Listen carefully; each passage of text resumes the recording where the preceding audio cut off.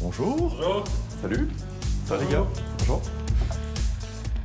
Bonjour à tous et bienvenue dans Waldorado. Aujourd'hui, nous allons découvrir l'entreprise Ego. C'est une entreprise familiale, namuroise, spécialisée dans les cuisines et ils ont décidé de se diversifier.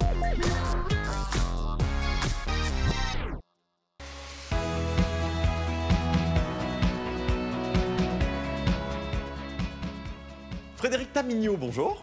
Bonjour David. Alors je me retrouve chez Ego, on me dit qu'on va aller voir des cuisines, mais il n'y a pas que des cuisines ici. On est connu pour les cuisines parce que c'est ce qu'on fait depuis plus de 30 ans, mais c'est la grande nouveauté. Donc depuis 2 ans maintenant, nous avons développé toute une gamme de sur-mesure pour toutes les pièces de la maison. Chambre, le dressing, placard, la buanderie, on peut enfin amener un peu d'ergonomie, la bibliothèque, le meuble salon, enfin tout est possible. Dis-moi, c'est une entreprise familiale? Exact, ça a été lancé par mon papa il y a presque plus de 40 ans maintenant. Et on a toujours été actifs dans la vente, dans la distribution, avec un fil rouge depuis le début, c'est essayer d'offrir un service le plus exceptionnel possible. D'accord, pourquoi Ego? Alors pourquoi Ego? T'es pas le premier à me le demander. Non, c'est vrai? Et en fait, Ego, ça vient de egg, l'œuf. On trouvait que l'œuf avait une forme vraiment design, et en même temps, c'est un ingrédient hyper économique. Et donc ce petit jeu de mots du cocon familial, il y a du design, c'est accessible.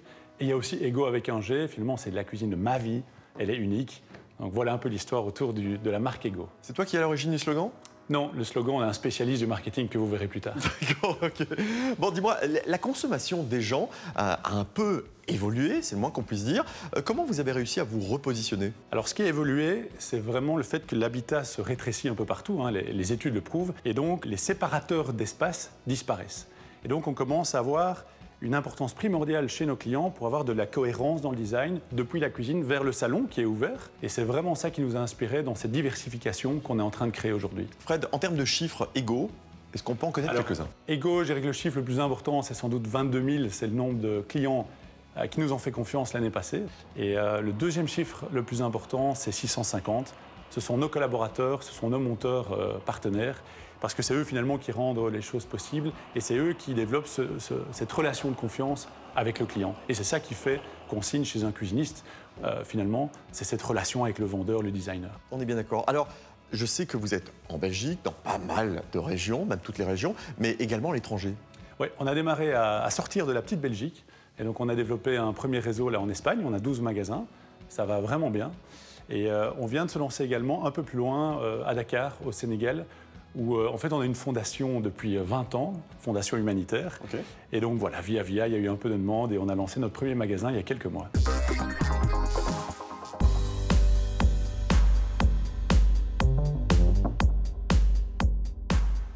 Paul David, bonjour. Bonjour. Directeur marketing chez Ego. On est dans un showroom qui montre pas mal d'options, on y reviendra dans un instant. Paul, vous vous êtes diversifié, pourquoi ? Pour répondre aux attentes et besoins du client, on l'a dit, la maison devient un lieu vraiment hybride, bureau, suite au Covid, etc. Mais aussi pour une réalité économique. Il faut savoir qu'en Belgique, une cuisine, sa durée de vie, c'est plus ou moins 17 ans selon les dernières études. Donc c'est beaucoup. Ouais. C'est à la fois une bonne nouvelle parce que ça veut dire que nos cuisines sont robustes et dures dans le temps, mais ça veut dire aussi que quand on voit un client, eh bien, on ne le revoit plus avant 17 ans. Forcément. Et donc la diversification de produits nous permet de lui proposer plus régulièrement des solutions de rangement et comme ça répond à son besoin, ben, on lui offre quelque part un one-stop shopping. Voilà. One-stop shopping, c'est un peu américain tout ça. C'est parce que je suis directeur marketing. C'est important. Voilà. Alors le showroom a bien évolué, je trouve. Le showroom évolue et c'est aussi un besoin d'innovation. Hein. Alors ici, on se trouve dans vraiment le cœur de la dernière évolution du showroom, c'est-à-dire c'est une zone de co-création, une zone d'inspiration, comme tu le vois. On l'a traité un peu en mode bibliothèque. Et c'est ici ben, voilà, que le designer et son client vont manipuler les échantillons, vont commencer à réfléchir. Donc tout commence ici. Tout commence ici.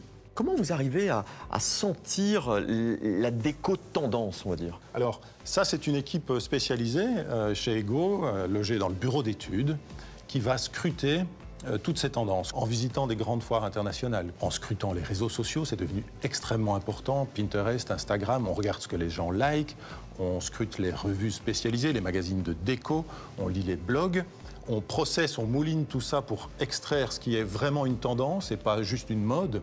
Et de ces tendances, on va créer une collection annuelle de cuisine et de rangement.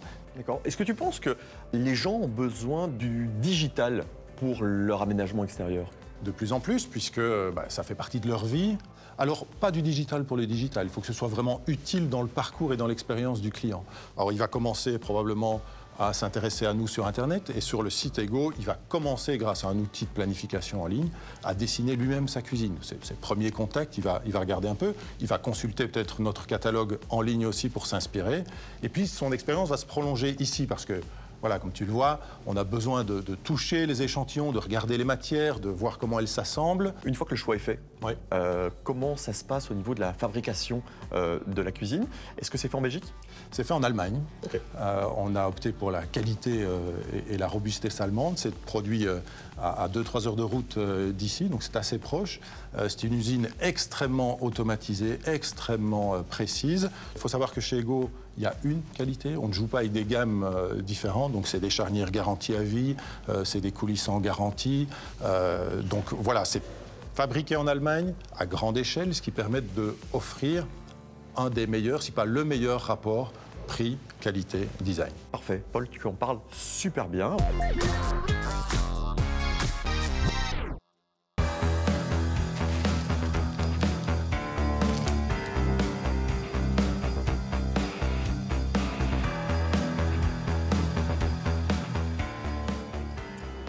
Bonjour Tanguy. Bonjour David. Alors tu es le General Manager d'Ego Belux. Exact.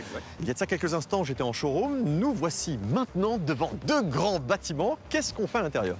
Voilà, le centre logistique de 10 000 m², où on gère les flux des produits, et le centre service client, qui va accompagner le client tout au long du projet. D'accord. J'imagine que ces derniers mois, voire même ces dernières années, ça a été un petit peu compliqué au niveau de la logistique et de l'approvisionnement. Tout à fait. Ouais. La crise a impliqué fortement nos fournisseurs d'électroménager en particulier, qui ont eu beaucoup de difficultés à respecter les délais de livraison. Donc Ego a rapidement décidé de mettre en place un service et un stock de sécurité pour pouvoir trouver des solutions pour nos clients. Les tâches du service client, c'est vraiment d'accompagner le consommateur final? Oui, le client vient avec un projet important pour lui et pour sa famille, donc on va vraiment l'accompagner depuis le moment où on va commander les meubles à l'usine, on va l'informer de l'évolution de son projet et on va fixer une date avec lui pour installer le projet définitivement dans sa maison, son appartement. Parfait, bon, on va découvrir tout ça. Merci beaucoup Avec Tanguy. plaisir.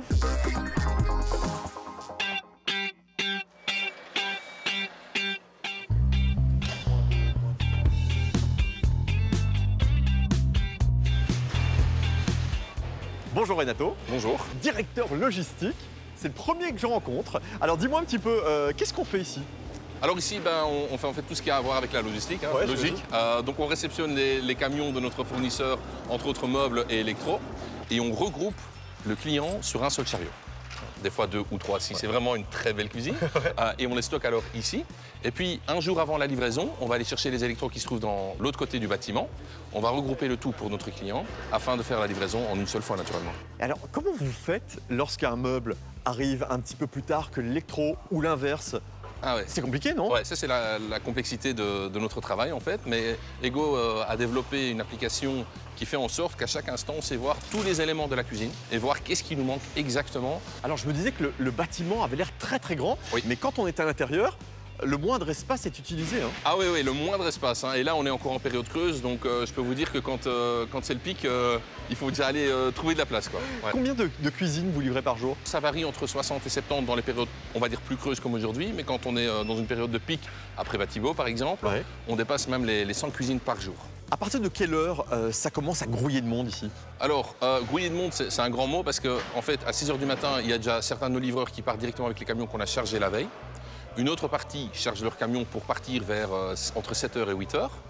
Et les magasiniers que vous voyez ici autour de moi, eux, commencent à 8 h du matin. Est-ce qu'on peut dire que vous travaillez dit en flux tendu, c'est ça? Alors, en flux tendu, oui et non. Hein. Donc, flux tendu logistique, c'est vraiment très tendu. Nous, on a quand même un peu de jeu. Donc, nos meubles arrivent à peu près 3 jours avant la livraison. Et nos électros arrivent, vu la crise, entre 1 semaine et voire même 2 mois à l'avance. Alors, vous avez un énorme stock d'électro ici. Oui. Ça a été, j'imagine, aussi très compliqué en période de Covid. Vous avez dû vous réadapter? Oui, et pas nécessairement à cause du Covid, mais plutôt par rapport aux problèmes d'approvisionnement que tout le secteur connaît, même en dehors du secteur cuisine. Hein. On achète une voiture aujourd'hui, c'est 1 an et demi d'attente. C'est la même chose pour les électroménagers, et donc on se doit d'avoir un peu plus de stock pour éventuellement proposer des remplacements par rapport à des articles qui ne seraient pas arrivés pour nos clients. Combien de personnes travaillent sur le site? Alors, à la logistique, il y a un peu plus de 100 personnes qui travaillent actuellement. Il y a de tout, hein. Il y a des gens qui déchargent des camions, il y a des livreurs naturellement, manutention, et puis il faut aussi faire toute l'administration derrière. Ouais, c'est du boulot, je crois. Ah, c'est du boulot.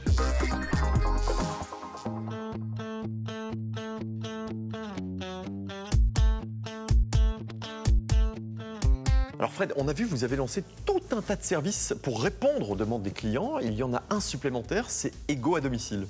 Exact. Ego at Home qu'on vient de lancer en test, donc c'est vraiment tout frais.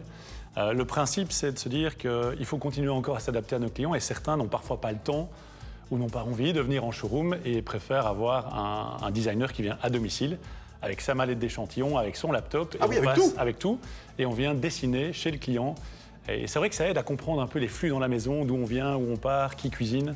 Donc c'est hyper intéressant. Et puis les enfants se trouvent dans leur environnement et c'est beaucoup plus cool pour les parents. C'est beaucoup plus calme, il n'y a personne qui crie, tout à fait. Bon, concernant l'aspect écologique, c'est très important pour une marque comme Ego? C'est important parce que c'est dans nos valeurs depuis le premier jour de la création de la boîte. On est sponsor principal du Festival Nature Namur depuis plus de 25 ans. Tout ce qu'on touche ici, tous les bois qu'on touche sont issus de forêts qui sont gérés durablement. C'est primordial pour nous. Et alors, il y a un paquet de projets qu'on lance dans la boîte chaque année avec une équipe dédiée qui s'appelle Life à tout ce qui touche à l'écologie. Ça va de la suppression de tous les gobelets en plastique, les panneaux solaires, changer du LED, c'est économique et écologique. Enfin voilà, on attaque plein de petits projets à gauche, à droite, et on travaille avec des fournisseurs qui remplissent toutes les cases. Et justement, les autres projets de l'entreprise, on va dire pour les prochains mois, les prochaines années, c'est quoi? Alors, si je devais résumer très fort, c'est la digitalisation qui reste notre priorité absolue, et une digitalisation qui doit encore améliorer notre service. C'est vraiment le but, que tout le monde travaille main dans la main sur cette plateforme collaborative pour le client. Le deuxième élément clé, on en a parlé beaucoup, la diversification produit, offrir un maximum de produits. Et le troisième axe, c'est grandir en dehors de la Belgique, continuer l'extension en Espagne et continuer également sur d'autres territoires à exporter notre petite entreprise belge. Super, mais belge et wallonne. Belge et wallonne. Important de le préciser. Merci beaucoup Fred en tout cas, et merci pour ce petit café. Allez, on trinque. Merci à bientôt. À toi. On se retrouve très vite dans Waldorado pour la découverte de nouvelles pépites wallonnes. À bientôt.